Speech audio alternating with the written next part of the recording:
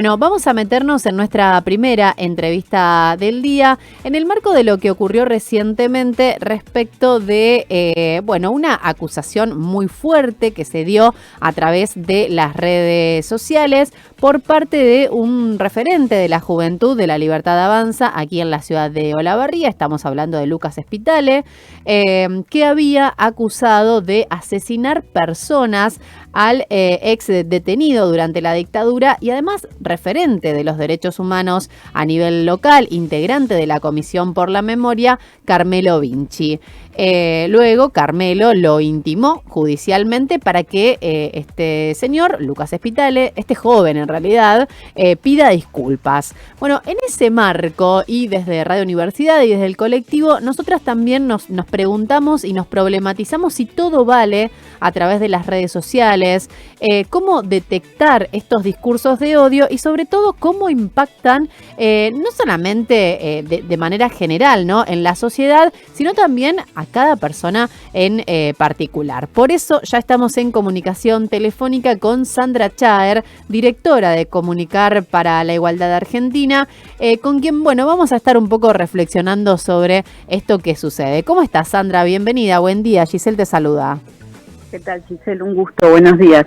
Bueno, muchas gracias por tomarte estos minutos para con nosotras. Sabemos que un poco ustedes son unas expertas en esta temática de discursos de odio y de, cómo nos vemos, ¿no?, atravesadas constantemente, sobre todo en este contexto, ¿no?, con un gobierno nacional tan violento, no solamente desde sus acciones, sino también desde el discurso. Y preguntarte esto, ¿no?, ¿cómo ha sido su trabajo? ¿Qué es lo que vienen desarrollando desde Comunicar Igualdad?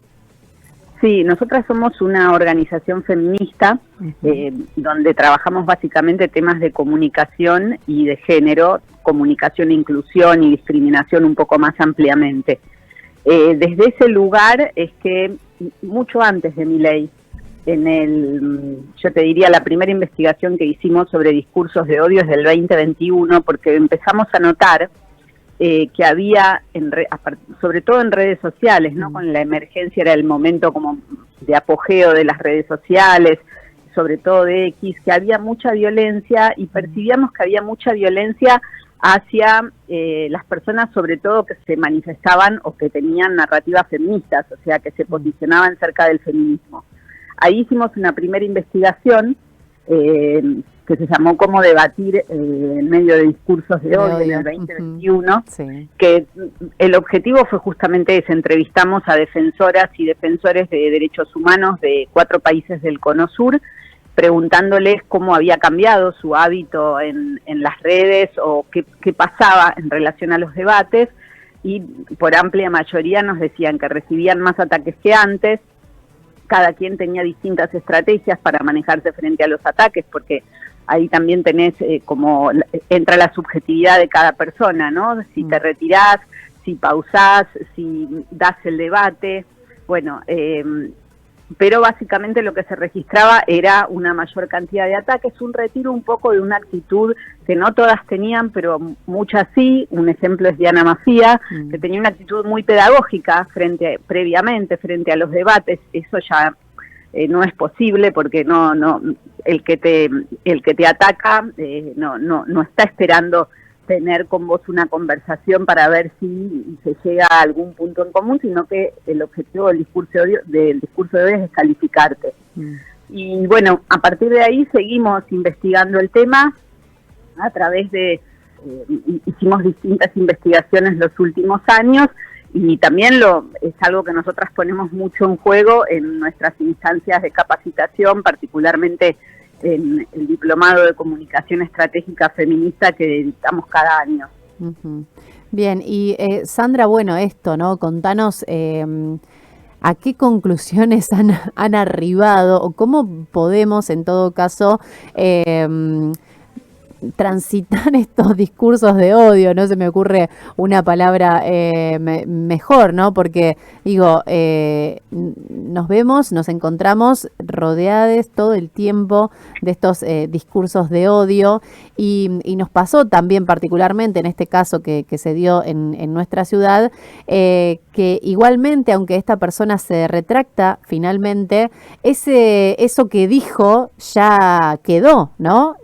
Digo, lo que sucede también en las redes sociales, cuando algo se dice, no es que se puede borrar tan fácil como, bueno, borrás el comentario o eliminás los comentarios y demás. Es algo que comienza a circular y que se termina generando, ¿no? Una bola tremenda. Sí, voy a dividirte la respuesta, Giselle, como en dos niveles. Por un lado, un poco el contexto sociopolítico que nosotras fuimos encontrando y otro poco cuál es la respuesta que se provee desde los sistemas jurídicos, particularmente el sistema jurídico interamericano, porque en ese campo hubo novedades las últimas semanas. En relación al contexto sociopolítico, nosotras lo que fuimos registrando a partir de, incluso antes de esa del 2021, ya en el 2019, habíamos empezado a ver qué estaba pasando con los perfiles públicos de personas identificadas con las extremas derechas, porque nos parecía que ahí había más violencia. Y efectivamente hay una violencia que aumenta a partir de que la extrema derecha empieza a intervenir fuertemente en el debate público, porque tiene una estrategia de descalificación del otro grupo, podríamos decir, no quiero usar el masculino como genérico, ¿no? Sino del otro grupo. El discurso de odio tiene como dos características básicas. Una es que intentás hacer daño a través de lo que estás diciendo, y la otra es que ese daño está afectando a un grupo que que lo estás atacando por alguna particularidad identitaria que por lo general tiene algún nivel de vulnerabilidad.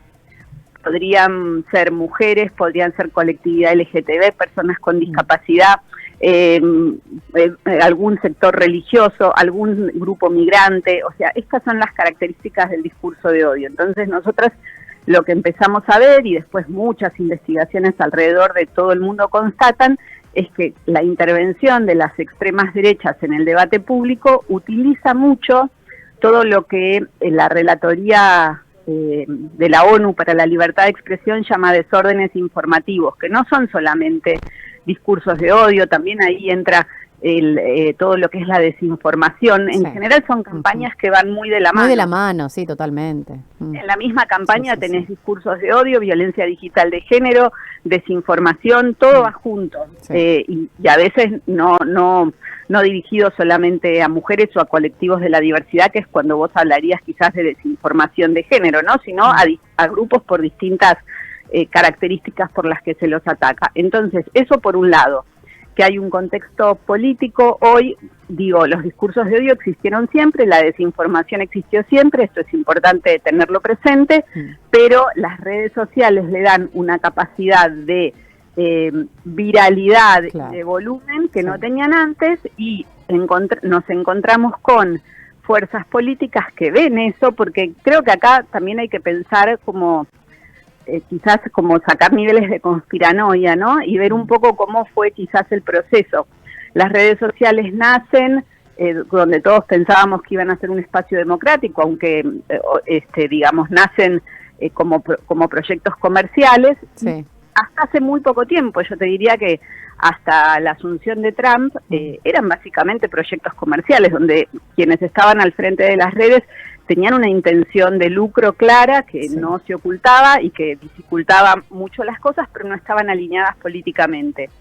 Y lo que pasa después de la asunción de Trump muy claramente, desde antes con Elon Musk, ¿no? Pero ahí en la asunción se ve claramente el rol de Zuckerberg, de Jeff Bezos, o sea, todo ese proceso de la llegada de Trump al poder, no me refiero al momento de la asunción, sino al proceso de llegada al poder y posterior.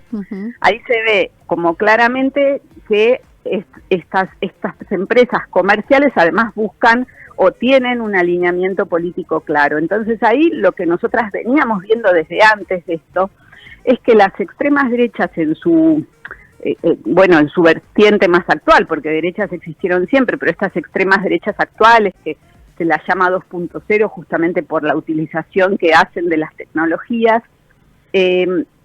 habían decidido, como parte de su estrategia política y de intervención en el debate público, que iban a utilizar todos esos desórdenes informativos que desde un punto de vista de protección de la democracia son completamente negativos y se los combate para su propio provecho político. Entonces, ahí me parece que tenés un nivel importante de contexto sociopolítico de por qué hoy estamos viviendo esto. Vos preguntabas cómo es la respuesta. Bueno, en general la jurisprudencia es distinta en todos los países, sobre todo en los sistemas regionales de derechos humanos, no más allá de la legislación nacional, hay sistemas de derechos humanos regionales que tienen normativas diversas. En general, Europa es más protectoria en relación a todo lo que tiene que ver no con la libertad de expresión, sino con el derecho a la igualdad y a la no discriminación, y América Latina es más protectoria en relación a la libertad de expresión. Acá me meto en un terreno que es de abogados y abogadas, yo soy comunicadora, así que voy a ir con mucha cautela. Sí. Claro, hago esta prevención. Pero más o menos, digamos, esto es lo que pasa. Entonces, se venía pidiendo al sistema interamericano que clarificara, porque de verdad, a nivel internacional también, hay el término discurso de odio. Si yo te digo a vos discurso de odio, nosotras estamos pensando en cualquier expresión discriminatoria. Es lo más probable, nosotras, la audiencia, todo el mundo. Vos decís discurso de odio. Si yo le digo... ¿Cómo fue que le dijo esta persona a la otra que era un asesino? Sí, que había matado personas. Bueno, eso lo entendemos como un discurso de odio. De hecho, vos me llamás a mí porque lo entendés como un discurso de odio. Bien, no había mucha claridad es decir, había necesidad de que se clarifique el término porque, de acuerdo a la Convención Interamericana, el artículo 13, inciso 5, el discurso de odio queda muy acotado, de verdad, a aquellas expresiones que incitan directamente a la violencia. Hay otras muchas características de ese artículo, pero voy a lo más simple. O sea, vos tendrías que estar haciendo apología de la violencia o del odio, incitando, por ejemplo, esa persona debería haber dicho, yo convoco a que vayamos a matarlo porque él es un asesino. O convoco a que vayamos a pegarle porque él es un asesino. Eso no pasó.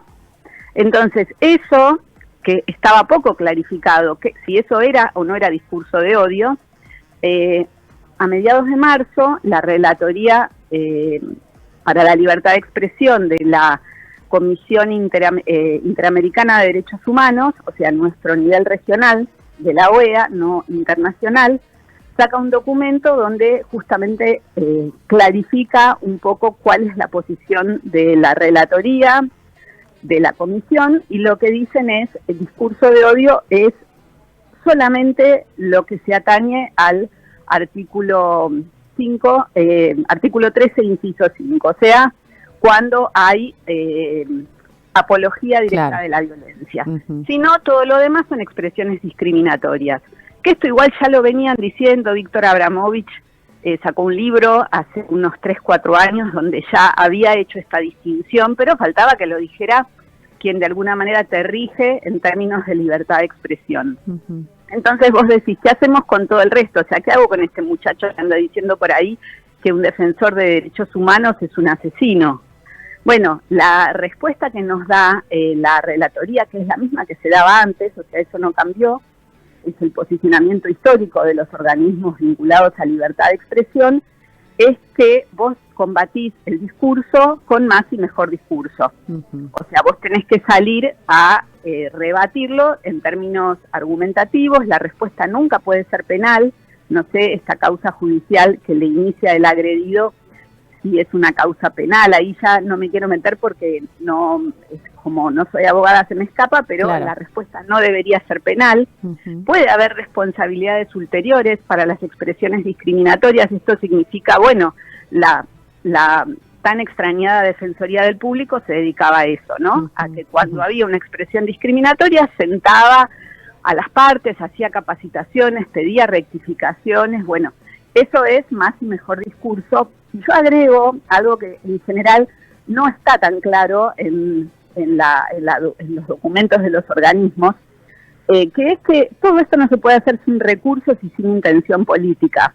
Entonces sí, tuvimos en algún buen momento de Argentina una Defensoría del Público que se dedicó a esto, yo la habría dotado todavía de más presupuesto, le habría dado más gente en todo el país y habría hecho articulaciones con todos los ministerios para que digamos, trabajáramos en la eliminación de la discriminación, la violencia simbólica, los discursos de odio en un sentido pedagógico y cultural. Esto en general no pasa, menos, bueno, estamos en un momento de retroceso de derechos, no con un gobierno de extrema derecha, pero digo, tampoco pasa en general. La Defensoría es un muy buen ejemplo. Yo creo que si realmente decidimos que queremos combatir este tipo de expresiones discriminatorias, particularmente cuando el debate público se va a dar con estas fuerzas que utilizan todas esas expresiones, y si en algún momento llega al gobierno alguien que tenga esa pretensión, creo que tiene que poner muchos recursos humanos y económicos al servicio de eso. Totalmente, totalmente, Sandra. Bueno, me quedo pensando también en esto que vos mencionabas y algo que se tensiona mucho, sobre todo acá en la Argentina, como vos bien decías, que somos como más defensores de la libertad de expresión, si se quiere, ¿no? Y ahí es cuando entra este conflicto, porque, bueno, obviamente quizás nosotros que estamos más relacionados con la investigación en comunicación o que tenemos algún tipo de formación y podemos problematizar las cosas que suceden o los discursos de otra manera, quizás nos es un poco más fácil comprenderlo, pero digo, la gente en general, ¿no?, recurre a este derecho de libertad de expresión y sobre todo en las redes sociales. Digo, ¿cómo resolver esa cuestión? Y si, bueno, obviamente luego de sus investigaciones e informes que han sacado desde Comunicar Igualdad, digo, ¿vale todo en esa libertad de expresión en las redes sociales para contextualizar? Y ¿cómo se maneja el impacto también de estos discursos de odio? Sí, el vale todo es desde qué punto de vista, esta sería la pregunta, porque entonces vuelvo a la respuesta anterior, el vale todo que estás preguntando, si tiene que intervenir el Estado, entonces la respuesta es de acuerdo a la jurisprudencia interamericana, no, el Estado sí, o sea, puede intervenir con lo que dijimos antes, con responsabilidades ulteriores, digamos, generando debate alrededor del tema, por eso realmente era muy bien valorada la tarea de la Defensoría del Público, y yo coincido, claro. Esto lo aprendimos hace muchos años en un seminario que hicimos nosotras desde Comunicación para la Igualdad junto con la Defensoría y la Fundación Ever en el 2015, o sea, hace ya más de 10 años, y lo invitamos a Víctor Abramovich. Todavía en ese momento no estaba este documento que te digo, no estaba el libro de Víctor, pero estaba todo esto empezando, era el germen. Y lo invitamos a que dé una charla sobre el tema, y Víctor es muy claro diciendo, si vamos a limitar la libertad de expresión para las expresiones que no nos gustan, también nos van a limitar la libertad de expresión para nuestras propias agendas. Porque es cierto, y vos lo estás viendo en todo el mundo, que por ejemplo las organizaciones feministas o LGTB, hay juicios en España, en Colombia, están siendo acusadas de discriminar. Porque el discurso, el pedido de prohibición del discurso empieza a ir para un lado o para el otro, y ahí va a depender de la jurisprudencia que tengas y del juez o jueza que te toque. Entonces, la propuesta de que esto no se penalice, o sea, cuando vos decís que se hace, y no, penalizar no es la palabra, y bueno, entonces hay que salir a responder, y sí, tendríamos que tener micrófonos en general. Bueno, hoy están las redes sociales que te dan más voz, pero la amplificación no es la misma para todas las personas, las redes sociales banean, particularmente X, digo, o sea, el alcance que está viendo las redes sociales ya se cayó por completo el mito democratizador. Pero me parece que ahí sí es importante el rol de referí del Estado, que esto es lo que se reclama en los textos históricos de libertad de expresión, está muy bien.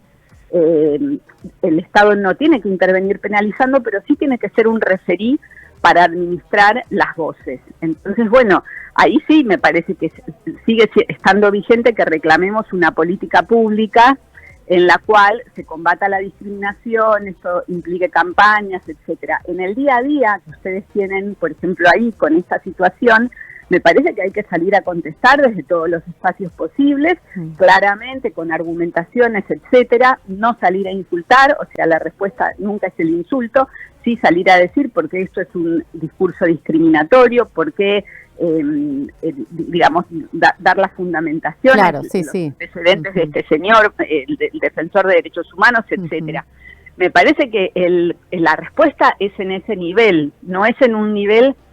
Lo que está claro es que no es en un nivel de intervención estatal, y yo comparto esa posición siempre y cuando me digas, bueno, decí también que se necesita mucha intencionalidad política y muchos recursos para combatir esto, y que es prioritario para el sostenimiento de las democracias, porque la verdad es así, la democracia se deteriora con este tipo de narrativas. Entonces, vamos a comprometernos con esto. Me parece que este sería un punto importante. Sandra, te agradecemos mucho esta comunicación. Siempre valoramos, ¿no?, estos espacios que nos damos para la reflexión y, bueno, aportar también desde Radio Universidad para seguir mejorando como sociedad. Te mandamos un abrazo muy grande. Gracias, Giselle. Un abrazo. Hasta la próxima. Hasta luego. Así dialogábamos con Sandra Chaer, que es la directora de Comunicar por la Igualdad.